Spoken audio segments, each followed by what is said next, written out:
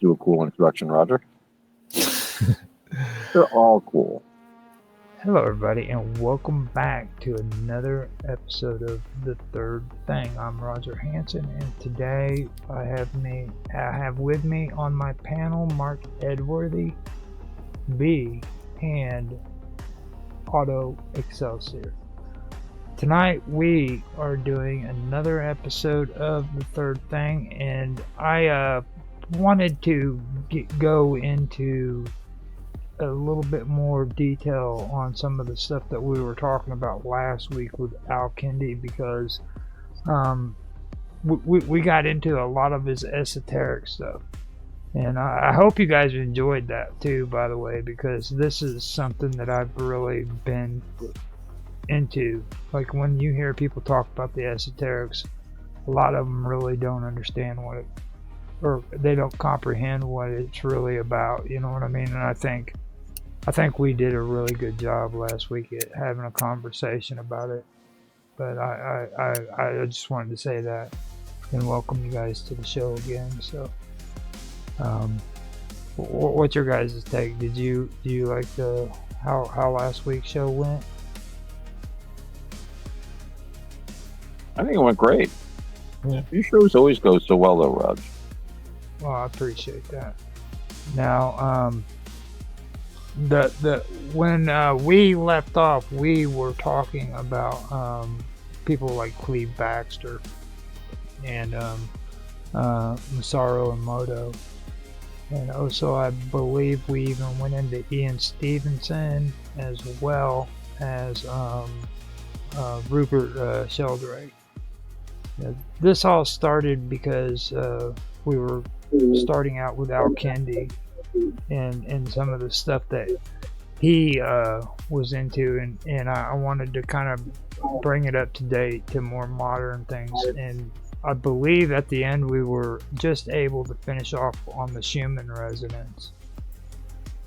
Now, with that being said, I want to backtrack a little bit more, because there's a lot more that's involved with Al Kendi. Now, when you look at Al Kendi, you have to understand that despite his contributions, okay, and they were immense, part of his works attracted a lot of controversy, and that particularly involved his writings on alchemy and astrology. So there is a lot of esoteric beliefs there, which involves alchemy and astrology. Now, Al Kendi believed in the influence of celestial bodies on earthly events, though he did approach these topics with a ritualistic kind of lens, you know. And this is where it goes into one of his treatises that I want to first discuss, and it was called On Rays. I don't know if you guys have ever heard of it. Have you ever heard of it before, Otto? Not as such, although rays seem to be very popular with occultists. So I'm not surprised to hear he was talking about rays. But I'm not really familiar with his work, so this is all new and cool information for me. Okay, so his treatise on rays, it proposed that stars and planets emitted rays influencing the physical and spiritual world. Okay, now just to kind of backtrack so that everybody knows who Al Kendi was, he was a 9th century philosopher.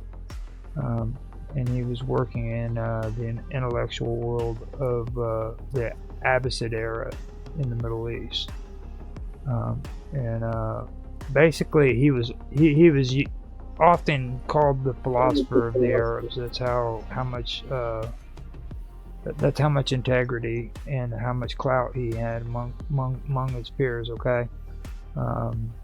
Now, his work was actually integrated into Greek philosophy, especially Aristotelian and Neoplatonic thought. And of course, like I said, it was also a part of the Islamic intellectual traditions as well. Now, when I hear people talking about alchemy and when they're talking about the esoterics, and I don't hear them talking about the Islamic traditions when it comes to those subjects, that's when I know like they haven't really delved into these traditions and figured out that a lot of what we call alchemy and what we call astrology and astronomy and the esoterics actually came from the Islamic intellectual traditions. You know what I mean? Because Aristotle, not Aristotle, but Al-Kindi, he was big on, he wrote on mathematics. He wrote on medicine, optics. He also did music theory. He was big on music, which that's what we were just actually having a conversation about. At one point, I wanted to do something concerning Vocaloids, which I personally believe is directly related to Al-Kindi and the way Al-Kindi perceived music, you know, but that's neither here nor here nor there, I guess you could say, on it. He was also into the metaphysics and astrology as well. But tonight, what I wanted to do is I wanted to talk about his thesis on rays. Now, he believed that the universe operates through rays, which is radiation-like emanations. It's emitted by all the celestial bodies, is the way he saw it. He believed that stars and planets continuously project invisible forces. Now, these rays, according to him, influenced physical matter, weather, and earthly events. He also believed that it affected the human body. He also believed that it affected human temperament and the soul. Now this isn't metaphoric. He meant it as a real causal mechanism. You know what I'm saying? Like he believed that this was actually taking place. So before we go further, I want to hear what you guys think. Do you think that rays affected the human body, our temperament, and our soul? Like rays, the sun rays, things like that. Like what's your thoughts on that? Well, this is like literally just Gnosticism told in a slightly different way. And I mean, you have the emanations, right? Mm-hmm. Because the other gods, the lesser gods, aren't described as such as gods. They're not even described as angels, so to speak. They are described as concepts. These emanations, but these emanations also had their own combining and having offshoots. Okay, arrays, if you want to think of it like that. An emanation, it's just a product of something else that's already moving. So, and to be that, you're just a part of pretty much everything. The point, waves, quantum physics, it's all there. I mean, we've known this stuff since probably the beginning. How we got the knowledge and why it continues to repeat itself in our traditions. I mean, it had to have been such an important thing, especially when you have these common ideologies that are just global and global at a prehistoric level, and it's makes you think, right? Mm-hmm. Because even the Buddhists know that out of nothing came everything. I'm glad you said that, because the other day we were talking, me and Otto were, about intention. Okay. Now, Al-Kindi, he took this concept beyond the stars. He believed that planets emitted rays, Earth emitted rays, objects emitted rays, and then with humans and them, he believed that they emitted rays, which included emitting rays through intention and speech. Okay. He also believed that the cosmos was a web of interacting radiations. So, in other words, that would be reality is just like a field of interacting forces. Well, we've all had that situation where we're just sitting, there's nobody around, but you feel like there's somebody watching you, and you turn around and there's someone, 100 meters in a different direction staring directly at you. Yeah, Sheldrake used to talk about that. Yeah, in an interconnected, universe, the way he describes using morphic resonance, you would expect those sorts of things to happen. Right. Since there are these connections. I think maybe his morphogenic fields might be a more up-to-date version of these rays or emanations. But what's interesting, what struck me was when you said the word emanations, Roger.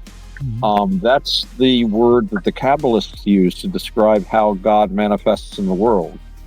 So in the Kabbalah, and it's been many, many years, but it starts off, you started with Kether, the crown, and it goes down through a zigzaggy course through this thing they call the Tree of Life.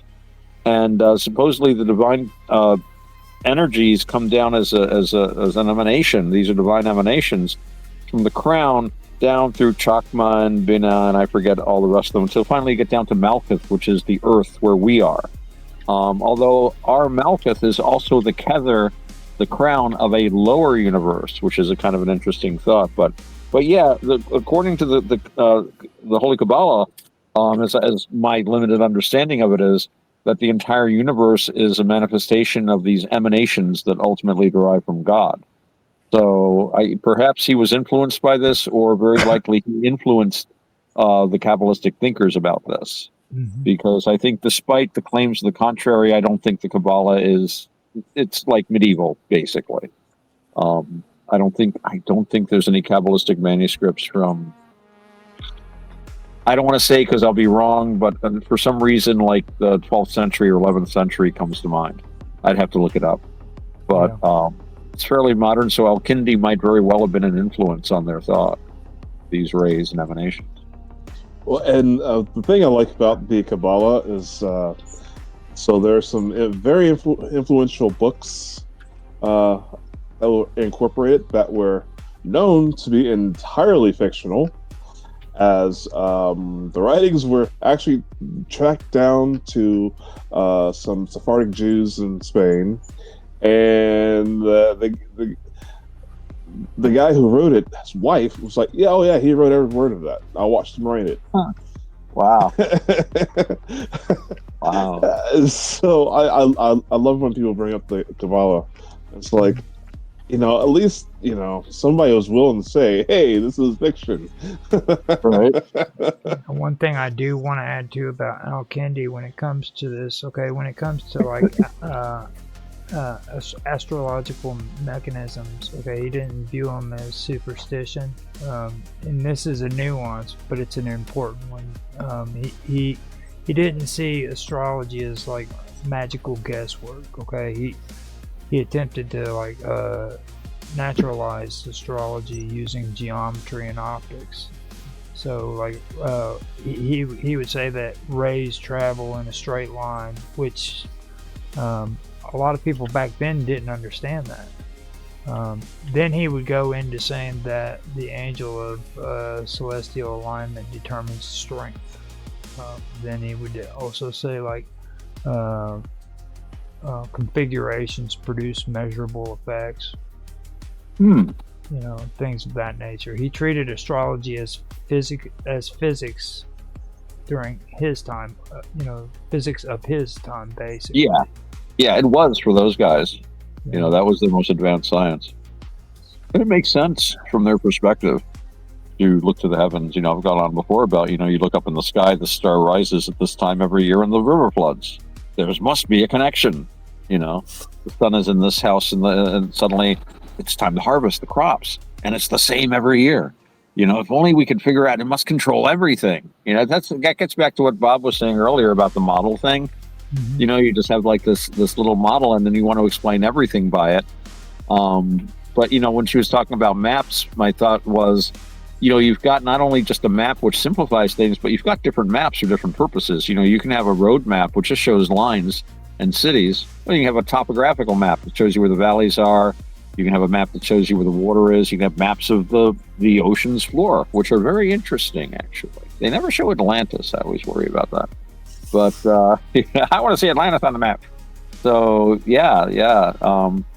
And I just did look it up. The earliest dating for any Kabbalistic manuscript would be the 5th century.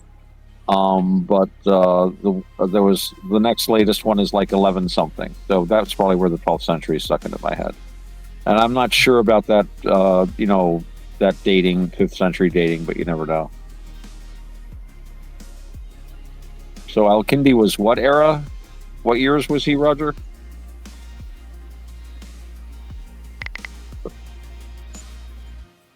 For a quick second. Oh, sure. What era was Al-Kindi? What centuries? He was in the 9th century.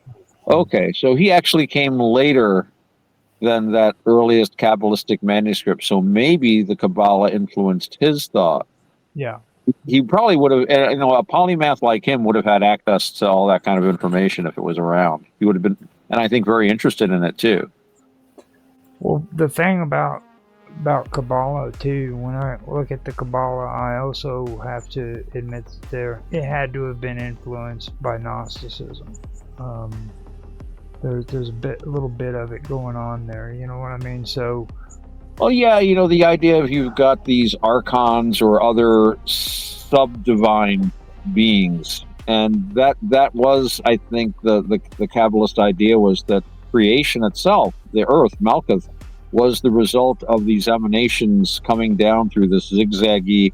They actually had a metaphor of a downward descending lightning bolt and an upward coiling serpent, the path of wisdom, because the whole point of the Kabbalist mystic, as I understand it, is to retrace the tree upward and go through all of the different, although I threw all that aside and I just went with the middle pillar, right up the middle, straight mysticism. Never mind all this occult gibberish. I just want to have enlightenment and realization of summum bonum and all that kind of stuff. But the Kabbalah is a very useful metaphor for occultism. There's so much occult mysticism. That was my reaction too, by the way. It was just too much. Yeah. But yeah, so yeah, the whole idea of these emanations or rays, and why not coming from the planets and things? I mean, you're trying to establish some sort of a connection because you see the star rises, the river floods every year, the same thing. How does that distant object affect something else? I mean, for those early thinkers, that was a problem. They didn't have gravity or electromagnetics. I mean, yeah, obviously celestial objects influence us. The moon raises a tide in a teacup, But, we were talking about physics earlier. One of the big problems had to do with gravity, because gravity acts with simultaneity. In other words, if you remove the sun, the Earth would immediately, not 9 minutes later or however many light minutes it is from the sun, but you have an immediate effect, faster than light. It's simultaneous, which is simultaneity is not supposed to happen in a Newtonian universe. And of course, Einstein got around that with the idea of warping space and time. Another map. And then like Bob was saying, you have a large sphere representing the sun. You draw a big line around it to show that it's indenting time and space so that space is actually warped, and that's supposed to be what gravity is. So if you remove the sun, the warp disappears instantly. On our level, it's simultaneous, but on that other level, there has to be some sort of a sequence of events. So yeah, for these guys, that star far away, how is it going to affect us? How does it move? How does it, in the oldest days, anything that moved was alive. So obviously, these moving stars were living beings of some sort, and maybe we can talk to them. Maybe they'll tell us what to do. It got even more interesting with Al Kendi though, because like I said before, he was also into the whole spiritual and psychological influence when it comes to these rays. Like he believed that celestial rays actually affected temperament and disposition. Can I suggest something to everyone here? Yeah. There's a YouTube series called I believe it's called "The Day of the Moon Woke Up," or something like that. It's really good. The moon, yeah. We got astronauts out there, and astronauts are kind of screwing around with the moon. The moon wakes up and becomes sentient, and it attacks the Earth. And there's different. I'm not gonna spoil it for you, but there's series of events that come after that. I'll look that up. That sounds. I like stuff like that. You see, that's kind of what we're talking about right there. You know what I mean? Yeah. Exactly what he said right there is exactly what I just mentioned. Like, yeah, that'd be cool. I'm gonna try to find a link and put it in the teams. Yeah, or Rogers Hangout. Yeah. Now, or teams. Well, like when he was talking about the rays too, he actually said that they like predispose individuals towards like certain behaviors. You know what I mean? These rays also influence imagination and emotion. So, makes sense from his point of view. They don't really eliminate free will. You know what I mean? They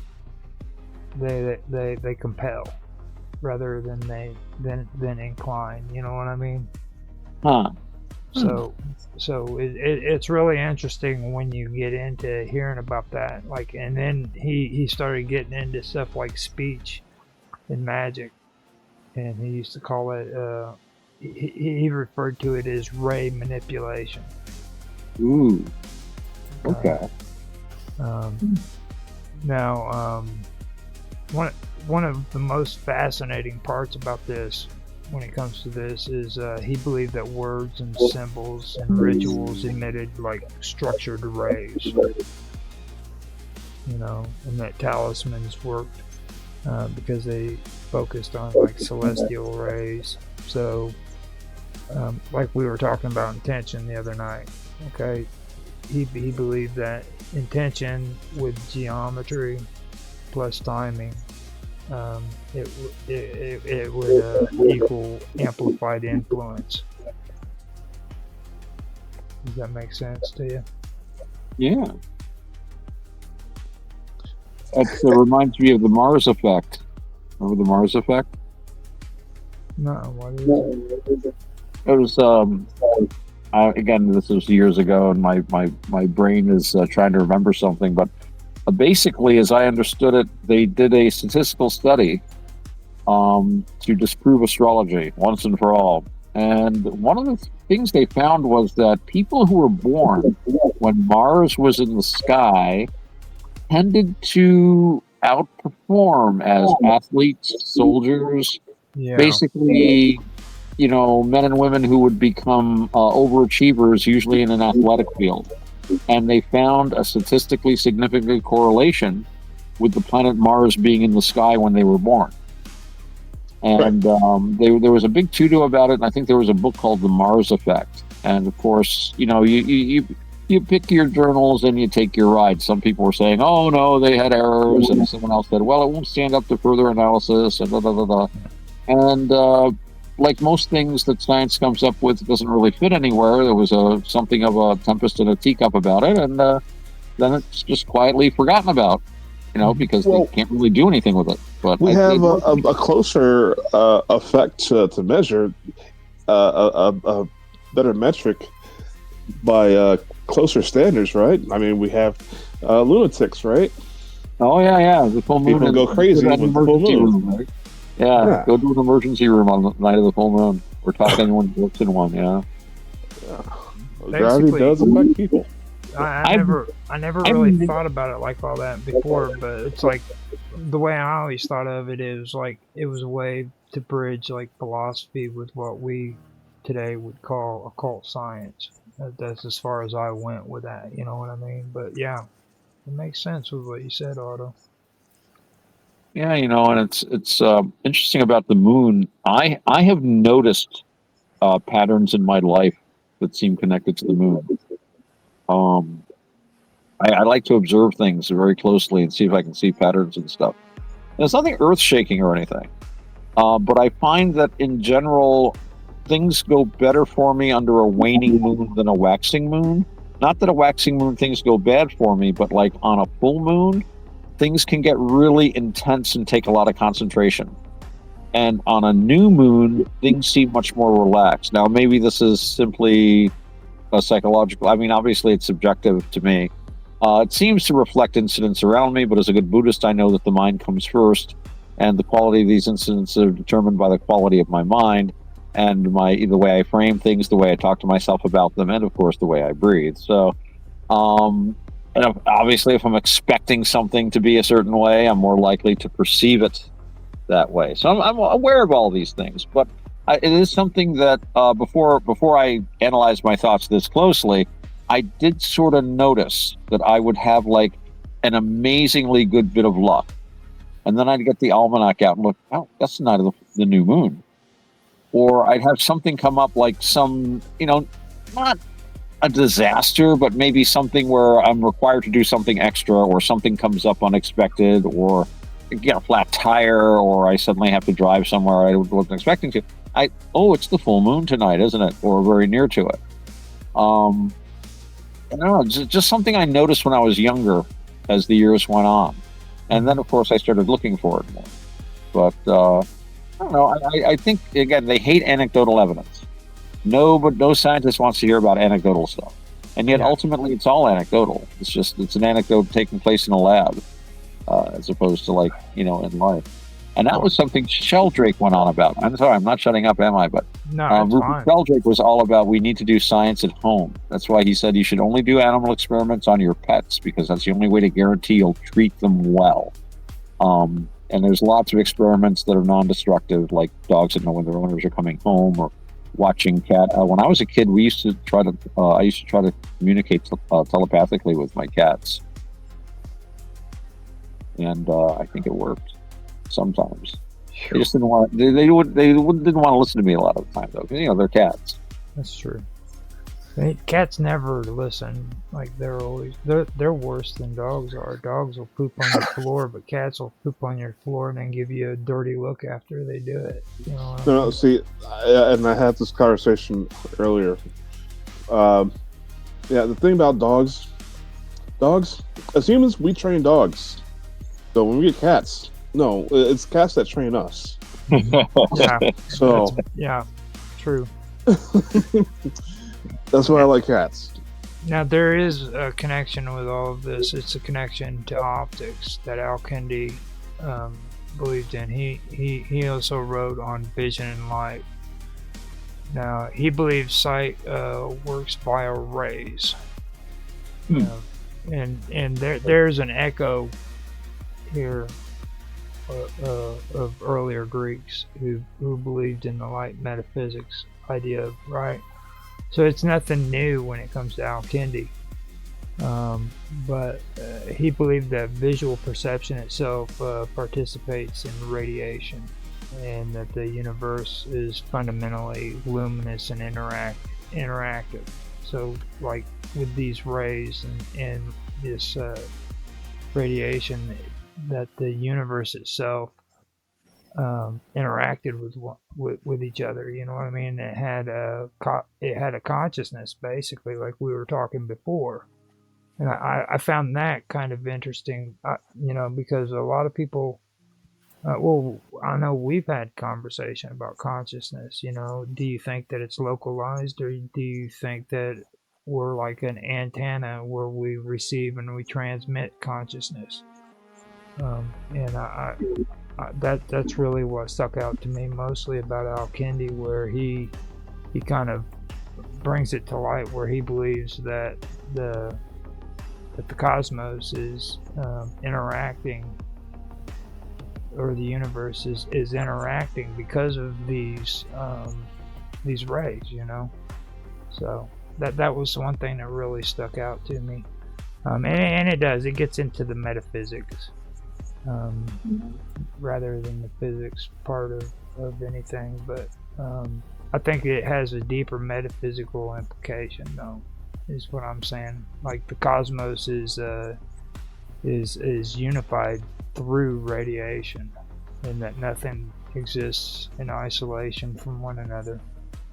You know, and that kind of goes into what we were talking about the other day too, Otto, when it comes to, you know, people not being isolated. Like there's, like, we're connected. You know what I mean? It's not. Yeah.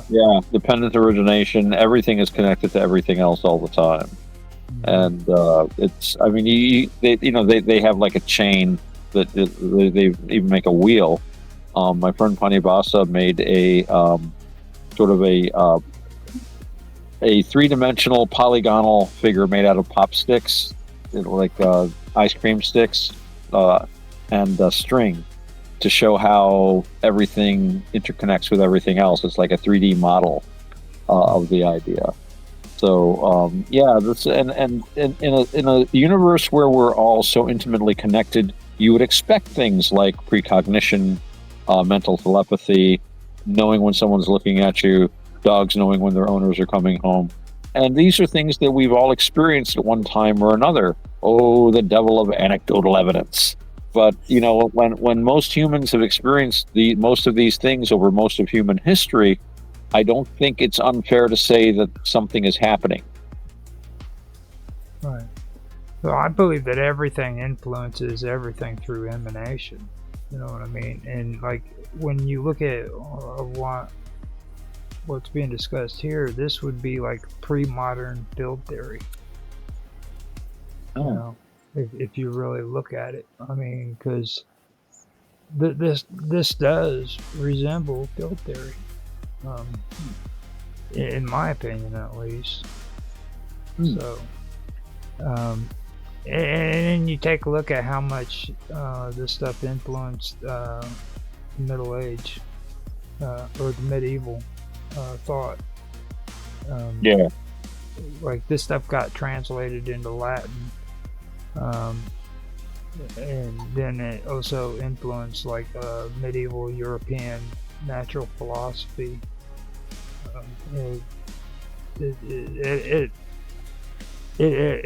When it comes to occult science, especially when you start looking at the Renaissance occult sciences, you can see a lot of this stuff bleeding into it.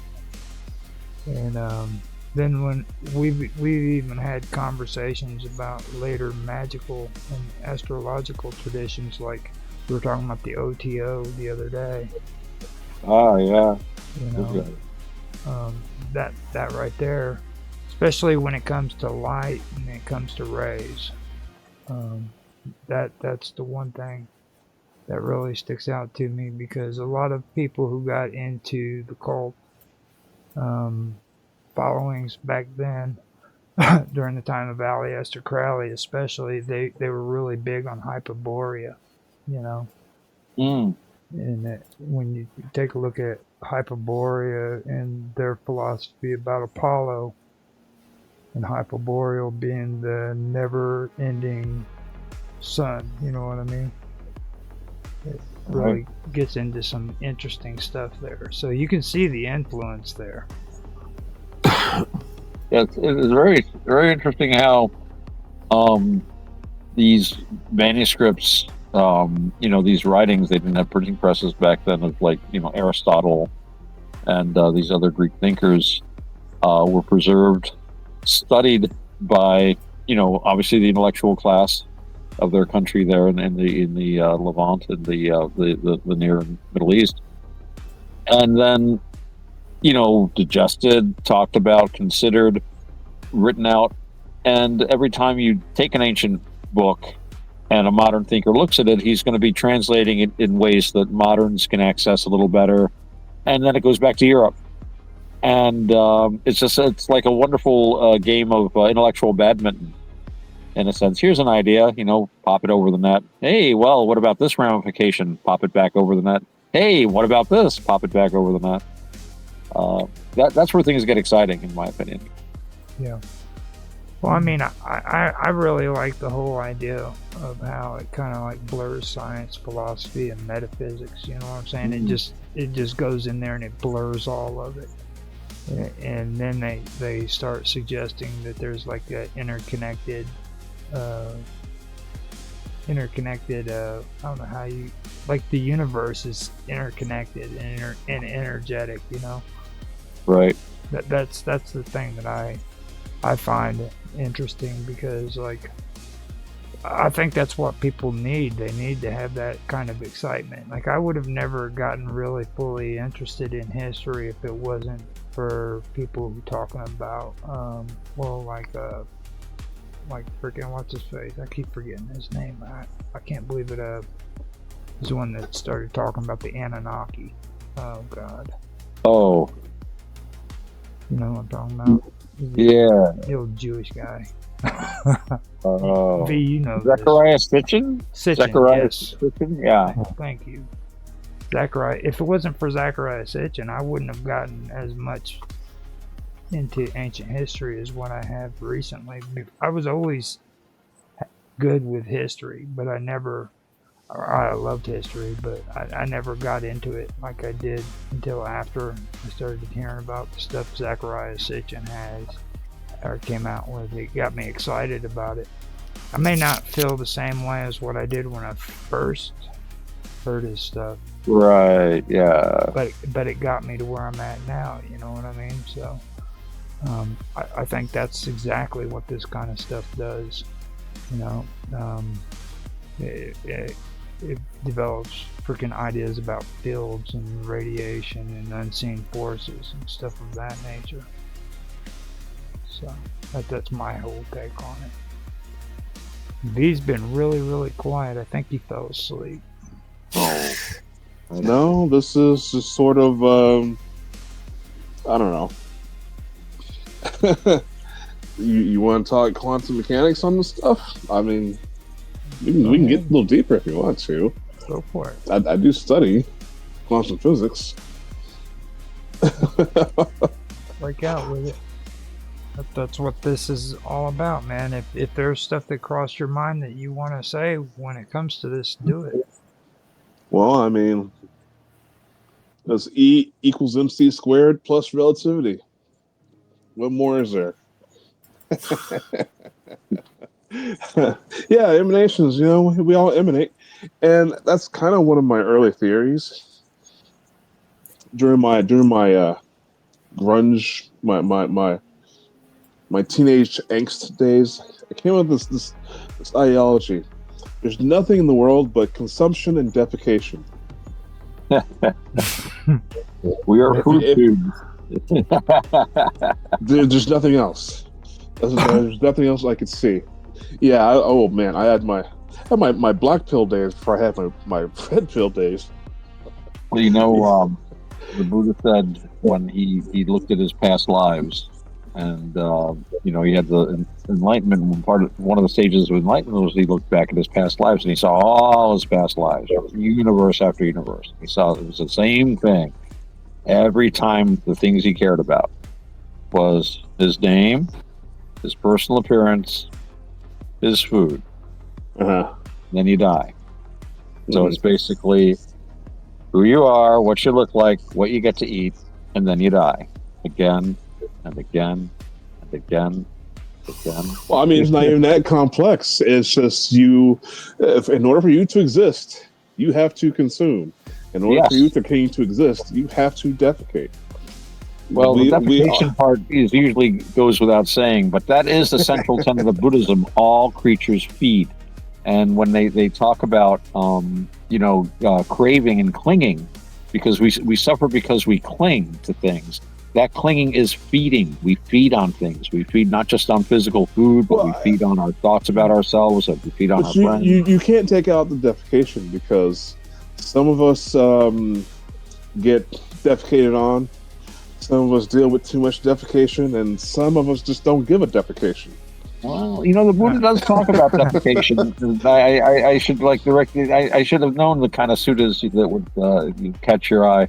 But there's a chant that goes on about all the different bits of the body, and they talk about not just the intestines, but the contents of your intestines. I remember hearing a Dhamma talk by a Buddhist monk where he talked about the idea that today's dumplings are always better than yesterday's dumplings. And he said he lived in this place, and near this guy would go by selling dumplings. He said, "Today, buy our dumplings. They're the best dumplings. Today's dumplings are better than yesterday's dumplings." And then he thought about it, and he said, "Well, think about where yesterday's dumplings are. They're either in your lower intestine or they're in the cesspit right now. So obviously, today's dumplings are better than yesterday's dumplings." You two are the perfect example of where I'm going with this. See, you're too busy talking about emanation, and you should be discussing causation. See, well, that's exactly what I was talking about. No, that was emanation. Everything you just discussed was all about emanation. You crave a dumpling, you cling to the idea of a dumpling, and yet by the next day you don't want that dumpling anymore. Well, that's causation. You can't give it back to anyone. Here, I'll share my dumpling with you. I'm done with it. Well, the last part is causation. I gotta admit that is. And you enter something in. There's a change, and then something else comes out. That's right. Transubstantiation. Oh. Now, with Al-Kindi, what I wanted to also go back and point out is like a lot of his critics often labeled him as esoteric, or his work as being esoteric or heretical. They accused him of blending Greek paganism with Islamic thought. Now, all through the time he defended his ideas, and he asserted that they aligned with all of the natural laws created by God during his time period. And you got to remember that he came from a time period where Islamicism was very, very strict, especially when it came to science. Now, his association with subjects like astronomy and alchemy, that sometimes alienated him from the rest of the Orthodox scholars of his time, which was usually through what they called the House of Wisdom. Eventually, he ended up losing his...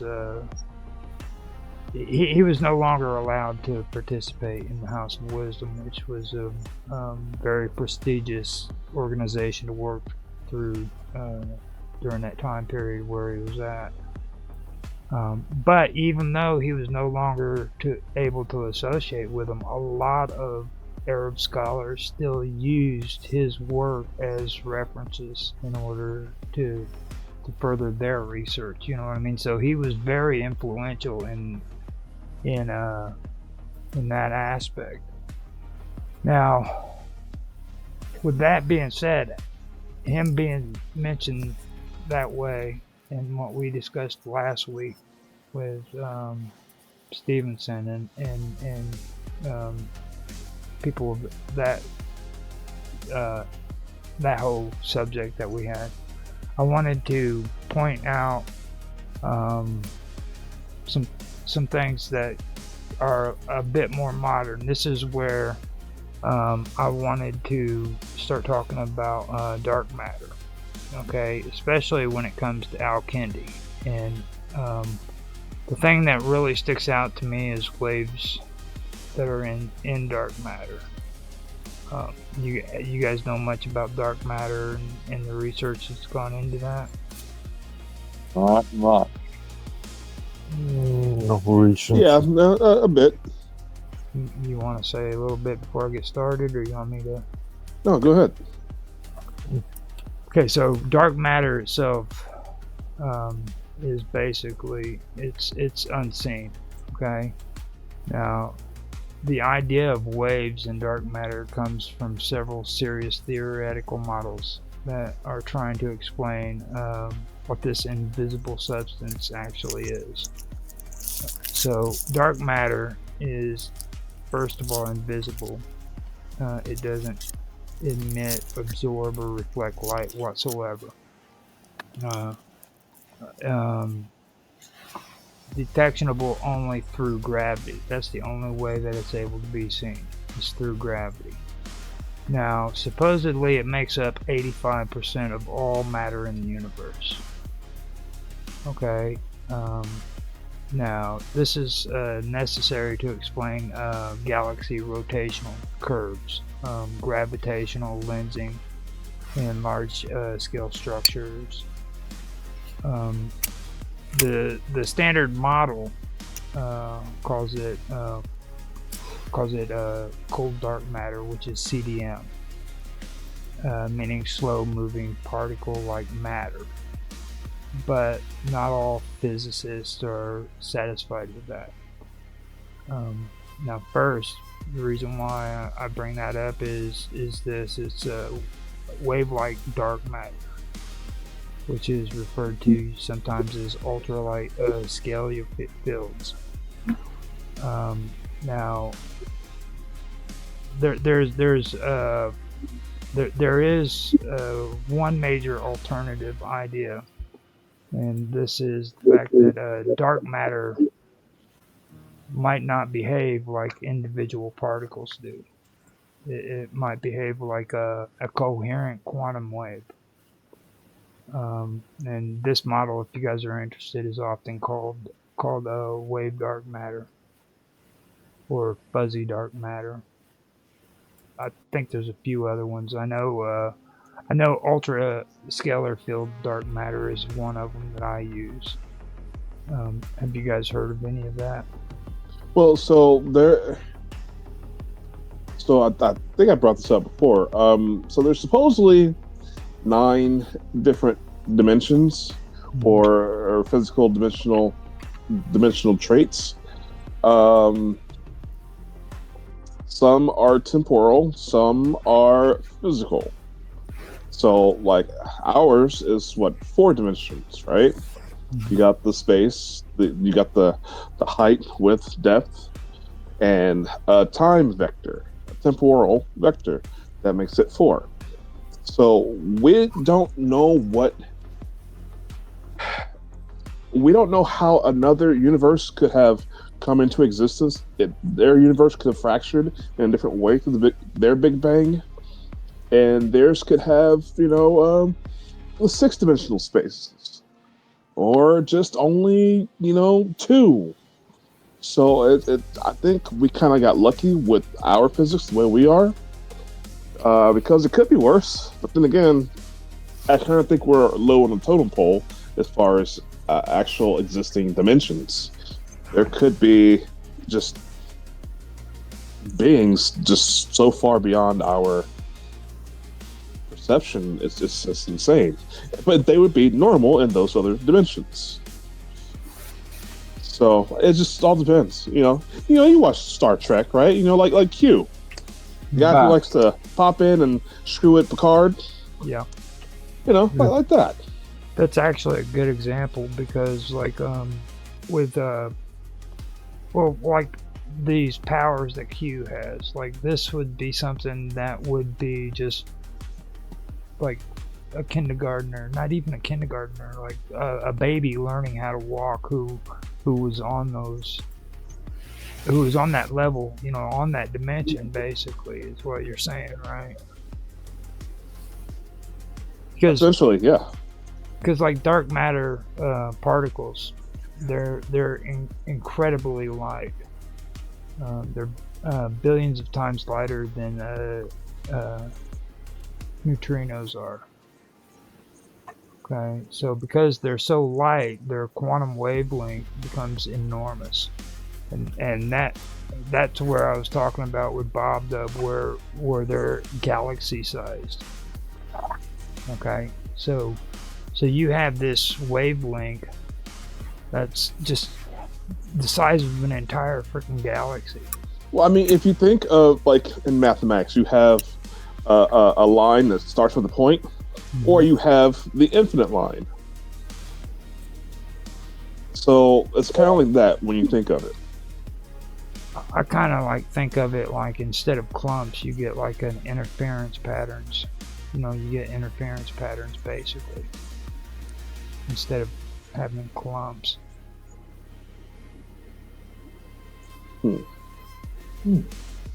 Because like when it comes to, well, in this context, okay, like dark matter behaves like a quantum field. You know what I mean? Its density fluctuates like a standing wave. It could very well be something that, again, is created an opposite phase of us. Because, that's what, when people talk about the antimatter and matter colliding and how terrible it would be and things like that, I think it's kind of the opposite. You will get a cancellation because it's how to cancel a signal, right? You produce the same signal, opposite phase. Oh, and yeah. they cancel each other out. Mm-hmm.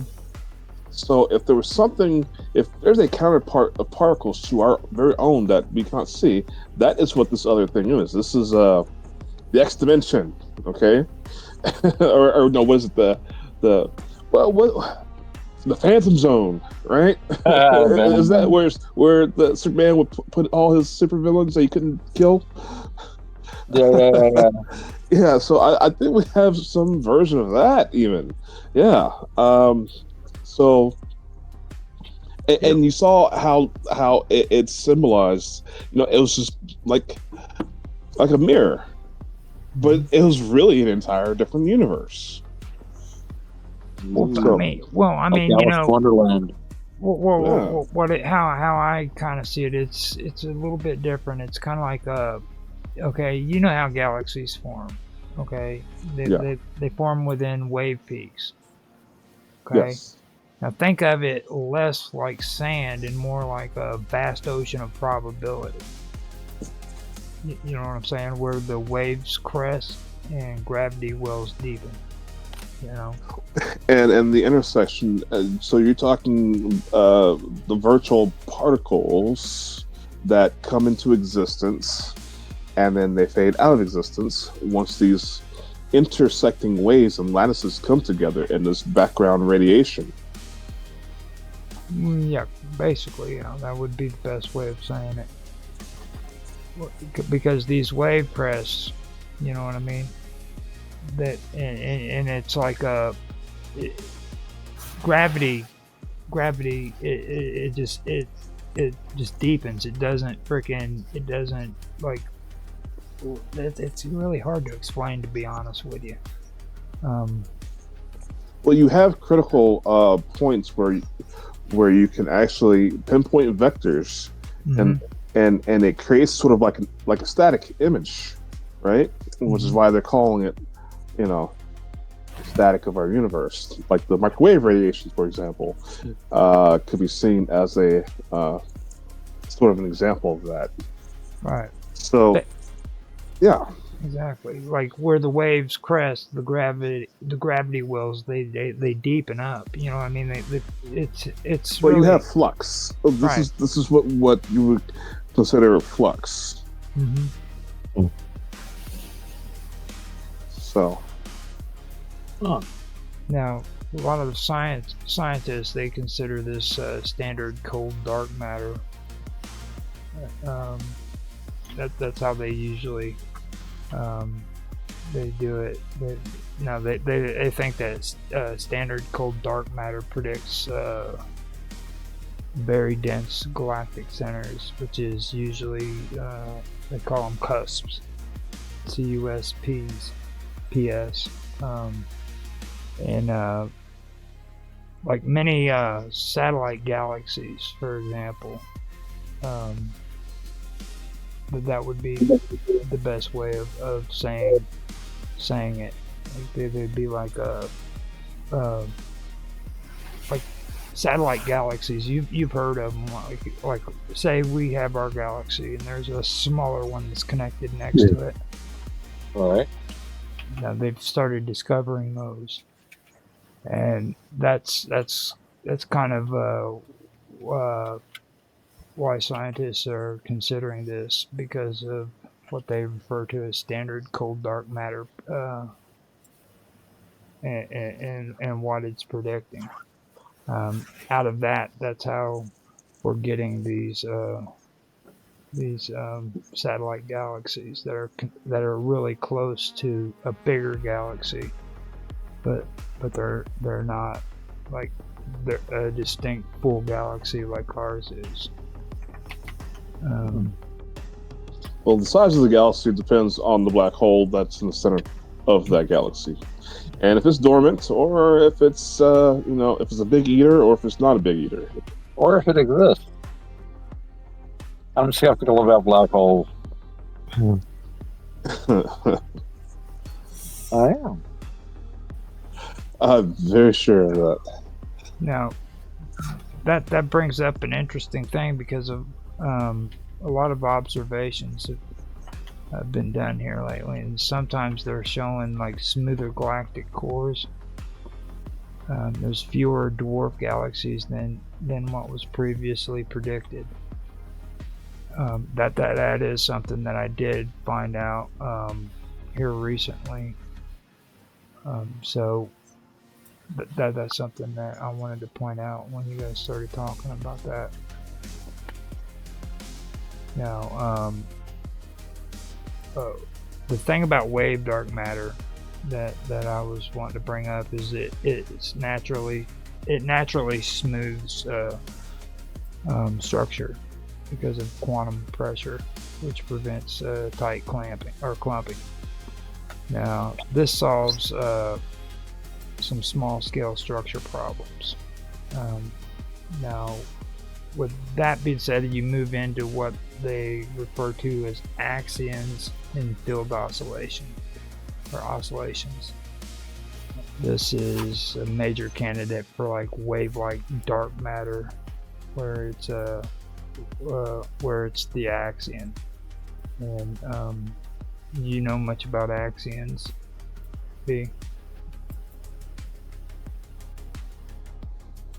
I'm sorry, say again. Do you know much about axions and field oscillations? Well, what about them? Well, I'm just asking, do you know much about them? A little bit, yeah. Okay. So, like, a major candidate for wave-like dark matter is the axions. So, now, an axion is a hypothetical ultralight particle, or particles, I should say. They behave more like fields than classical particles. Now, oscillate coherently. That's what they need to do. They need to oscillate coherently, okay, and they have to do this across space.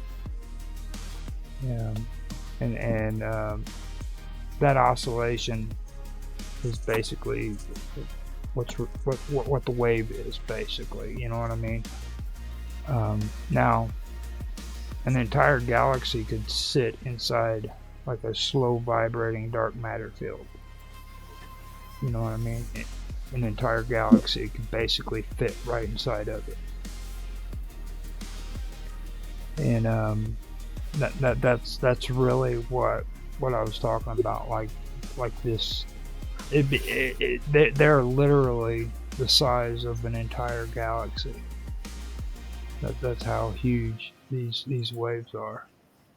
So, is that getting a little bit too? These are issues of scale. I think fractals are going to have to come into this eventually. Well, yeah, no.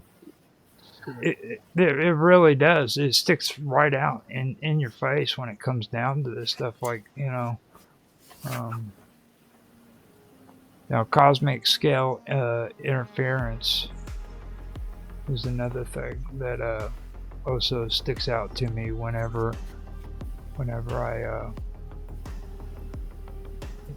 I get into this stuff, and I always keep hearing about it.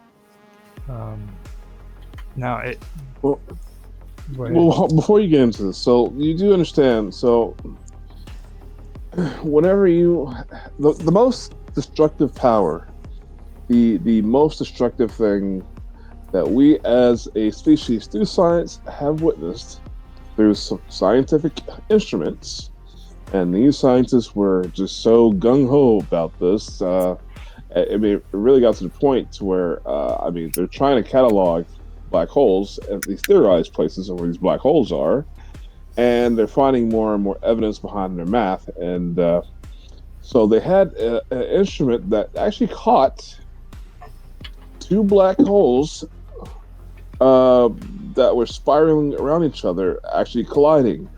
Mm-hmm. These two black holes colliding is said to have, a force of millions and millions of stars exploding. Okay, bigger than any supernova you could ever possibly would think. We're talking blinking out a quarter of a galaxy, sort of a thing. But that got caught on the instruments of two black holes from a distant galaxy, and that's kind of how we have, a lot of this extra information, and which is why they wanted to create CERN, so they can reproduce that, because of all the rare particles that are supposed to come off of it. Now, several particles have been found. Okay, many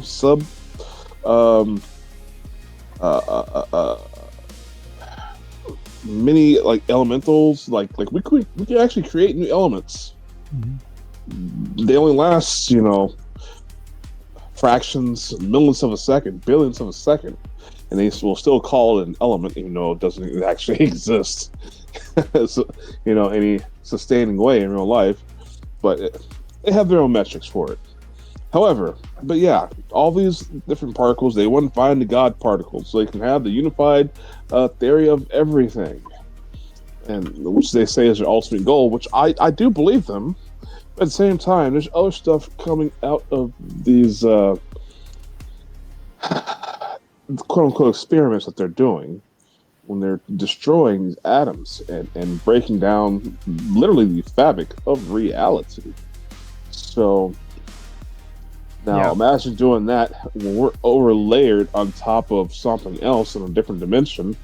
Maybe something similar is going on the other side. And then you create a rip and tear that could destroy all of existence. Boom. Well, see, I mean, I've actually brought this up, and a lot of people, especially Mark, he thinks I'm crazy for mentioning that kind of stuff. Well, I mean, the last part is potential. I'm not really saying it's going to happen. It's really intense. It's really intense, but it could be likely. I've mentioned this too. Okay, like if you take a look at what's taken place since CERN finally went online and became fully functional, okay, you can't tell me that something hasn't changed dramatically when it comes to the fabrics of reality. Things aren't the same as what they used to be. I don't care who freaking says it. Just things don't seem right. They're not. The stairs are steeper. I don't have the energy I used to have. Things are heavier now. And, the world used to be full of old people. Now it's full of young people. Okay, this is not good. Any changes for the worse. Mm-hmm. The further back you go, the better it was. I remember 20 years ago, man, I had stamina. It's amazing. Wow. No, things are changing, Raj. I think you're onto something there. I will point out that black holes are a theory, and we do have other explanations for the things we observe. And one of the interesting things is there's a guy named Halton Arp, unfortunately not with us anymore. He was a astronomer who was basically forced out of the United States for his views. He had to go to Germany, where he was at the Max Planck Institute. So, I mean, he wasn't a lightweight. And he pointed out something. He had a theory. I don't know if you guys are familiar with the Hubble constant. Basically, it has to do with the idea that you can measure the speed at which a celestial object is moving away from us and its distance by measuring its redshift. And this is a very old astronomical tool we've used a long time. It's a Doppler effect, basically. And if you look at a celestial object at rest in relation to us and compare it to one in motion in relation to us, it'll shift either red or blue, depending on if it's moving away from us, it'll shift red. And they've come up with a way to determine, based on how far an object is redshifted, to determine how distant it is. Now, Alton R. points out that there is evidence that some objects' light can have an intrinsic redshift. In other words, a redshift not related to its distance from the observer. This results in mismeasurements, and so when you see a highly energetic object and your Doppler measurements tell you that it is orders of magnitude further away, like this is at the edge of the universe. Well, no, not necessarily. It might be a lot closer. One of the problems with these super energetic things is, like, you see an object like blinking. Your measurements say that it's like so many trillion light years away, which means that the energy it's giving off to do this has to be the energy equivalent of an entire galaxy. Okay, now, how does it turn on and off all at the same time? If something is like, a couple 100,000 light years across, have that much energy, you can't have simultaneity. And to get something that's small, well, in the, it's just, you can't squeeze that much energy very easily unless you go through all kinds of wacky mathematical, like, loop-de-loops. However, if you take into account an intrinsic redshift, suddenly the object is a lot less energetic, is a lot closer, and is not what we thought it was. So a lot of assumptions might very well be made due to this miscalculation. And, what's a black hole? It's an X-ray source, basically. A lot of things make X-rays in the universe, Right. But, and I do have problems with the idea that you have a place where the laws of physics don't work anymore. I mean, I was taught, uniformitarianism. The laws of physics that operate now operate the same way everywhere and every time in the universe. That makes a lot of sense to me. So when you're saying, well, we've got this thing called a singularity, and it's very singular, where if you take the numbers, you get, things that are like square roots of negative numbers and things like that. These don't exist in reality. It's symmetrical. It's very elegant, but it's not necessarily the real world. I mean, you can demonstrate mathematically that bumblebees cannot fly as well. So these are just models, and a model doesn't necessarily reflect everything in the universe around us. So that's why I'm skeptical of black holes. I like being a rebel. Well, black holes are the only things in the universe, as far as I know, that emit Hawking radiation. I know you really are into those holes. For me, see, it's like, look at that. Otto, keep it clean. Otto. See what Behave yourself, Otto. Now, what it comes down to me on this is, like, if dark matter is wave-like, then density patterns can interfere. Okay, so galaxies might have, like, subtle rippling gravitational structures. Now, there may also be what they call soliton cores, which is stable wave packets, and that would be at the galactic centers of galaxies.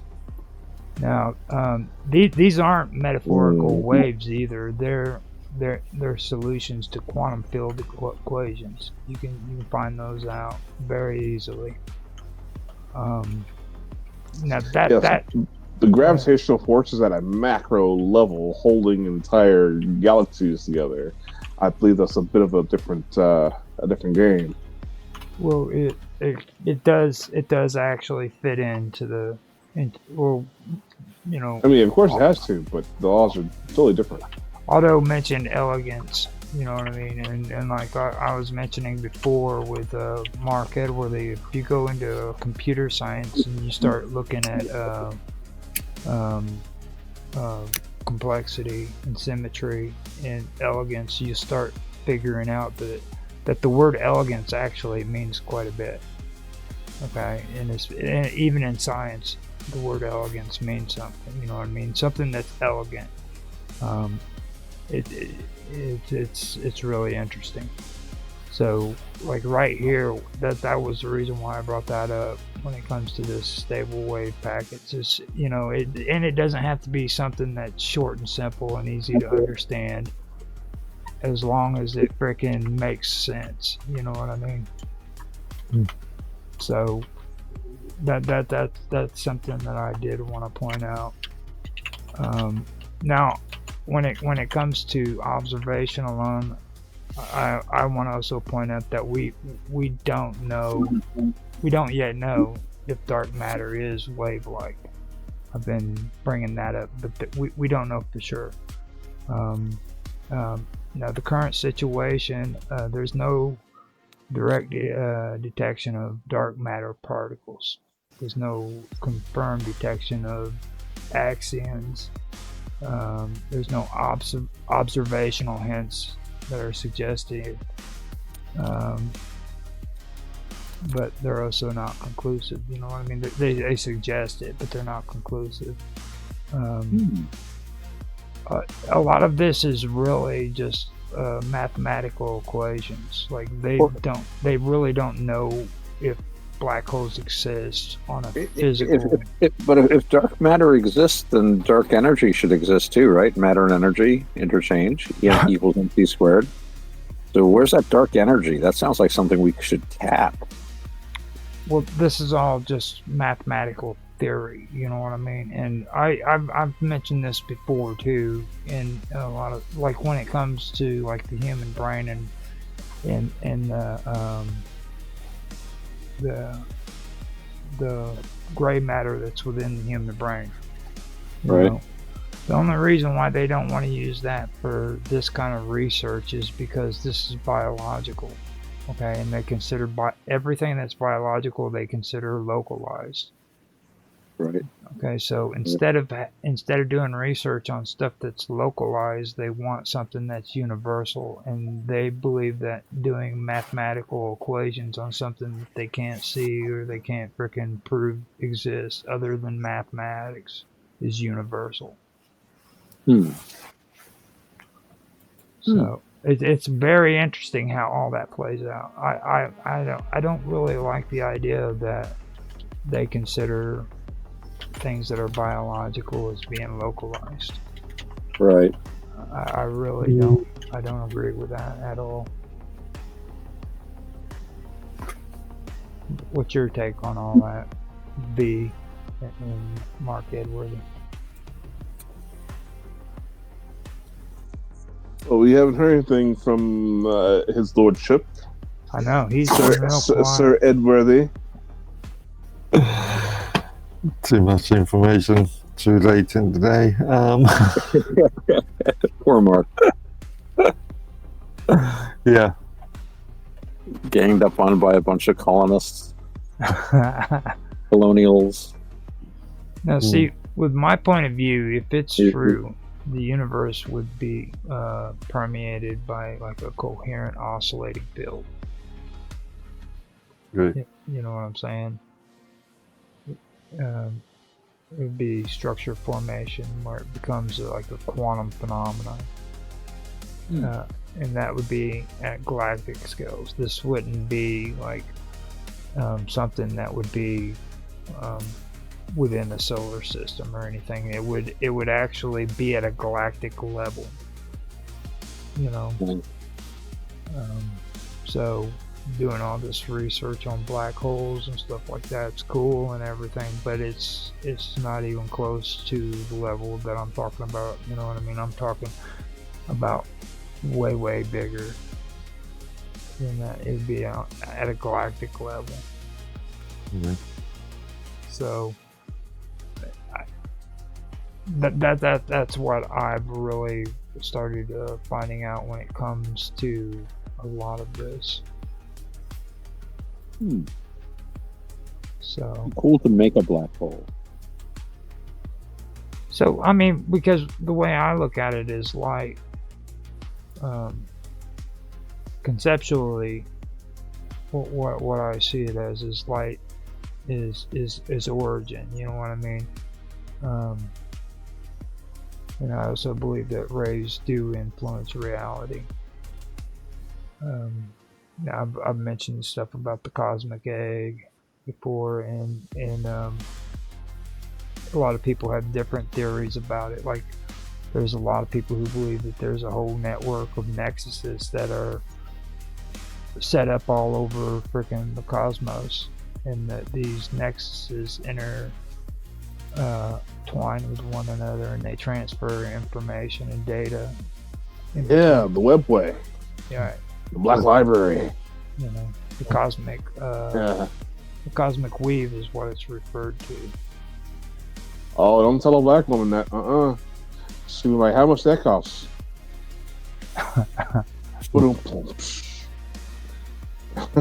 Anyways.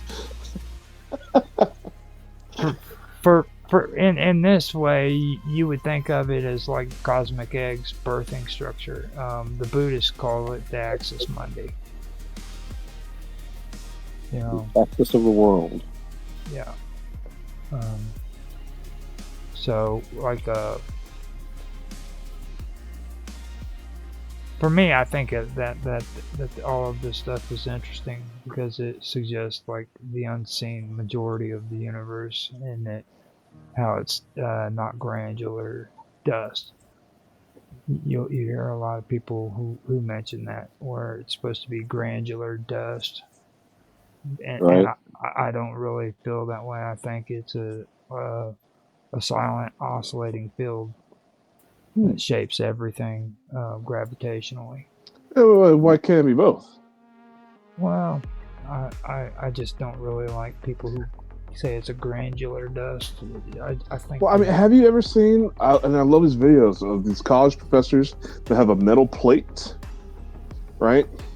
And they'll put sand in the middle of that metal plate, and they'll take like a string or something, and they'll rub it on an edge of the plate, and depending on where that string is, and it will add a finger or two somewhere along the plate, depending on where these objects are. It creates a different. The whole plate vibrates, and it creates different shapes for every position. The sand takes the shape of the waves. Yeah, so you can see them in the sand. So you can actually see them. Yeah. Well, I really enjoy that when it comes to like audio visualization. I've seen them do that with water too. Have you seen that, where you like can have water come out of a hose, and with the right sound, it changes the direction of the water as well. So yeah, maybe it's like a 1-2 punch. Well, that gets to that quantum physics thing too, about like consciousness and materiality are inexorably intertwined. You can't have consciousness without physicality, and you can't have physicality without consciousness.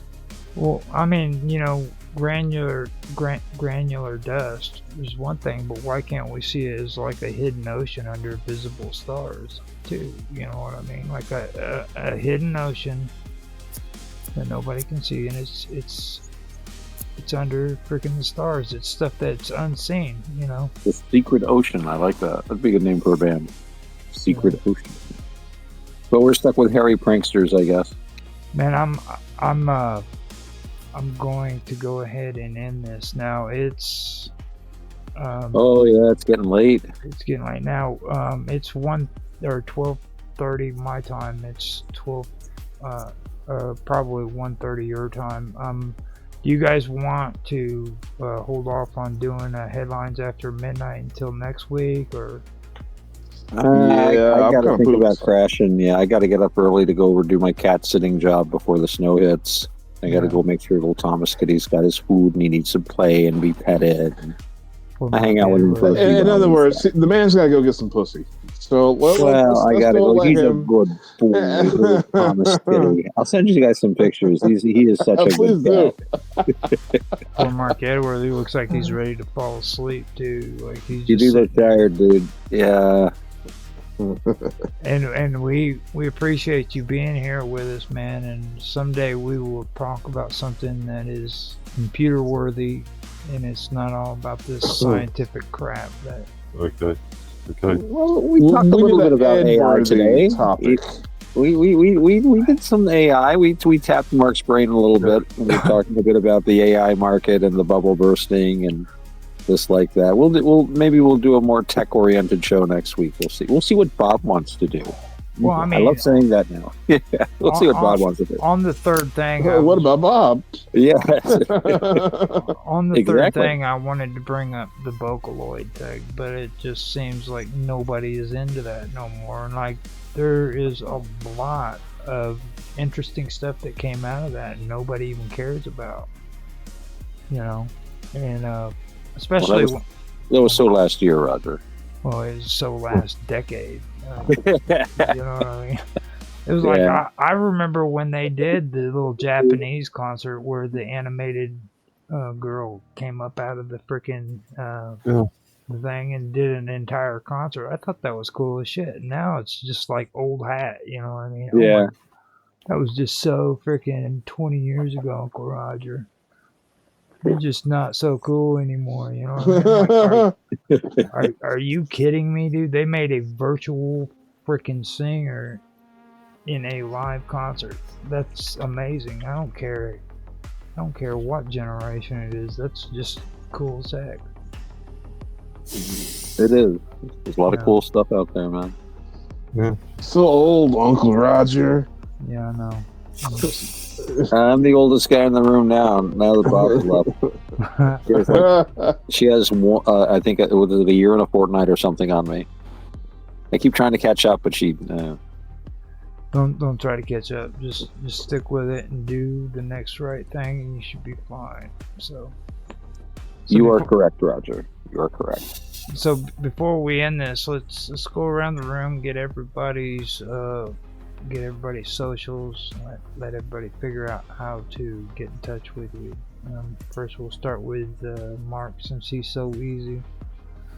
Yeah, simple. Minds.com under the username Medworthy. Okay. How about you? How about you, Otto? Well, you can check out my website at navakavada.org. That's NAVAKAVADA. It's spelled just like it sounds. Check me out on minds.com at AutoX or Auto Excelsior. I forget which, but I'm probably one or the other. Both. Of course, I'm at Roger's Hangout, and Messenger Pigeon will sometimes reach me, and or you might run into me at the store down the corner. Okay, how about you, B? How can people find you? Yeah, you can catch me out with your... Never mind. No, I'm just hanging out in your basement somewhere in any town in America. An undisclosed location. Have some potato chips, just reclining feet up on the desk, just If you guys need to get in touch with B, you can find him at my Rogers Hangout on Teams. Come in and check me out on Teams or on Element Matrix at Rogers Hangout. I'm also They're actually housemates. They have an apartment in Key West. you can catch me. I'm gonna be around the way, on the flip side. And yeah. Now, all of us are pretty active on Teams, so if you come into my community, which is Rogers Hangout on my community, you can pretty much contact and talk to any of us, so everybody's welcome. Just find us there. You can also find me on X at Roger Hansen, or Roger Hansen at ROGLOL1973, as well as on Minds. That X is a bad habit. Yeah, I know. You should get off that X, man. So, with that being said, I'm going to go ahead and end the recording before things get a little bit out of hand. It's not a freaky rave, man. Get off your X, bro.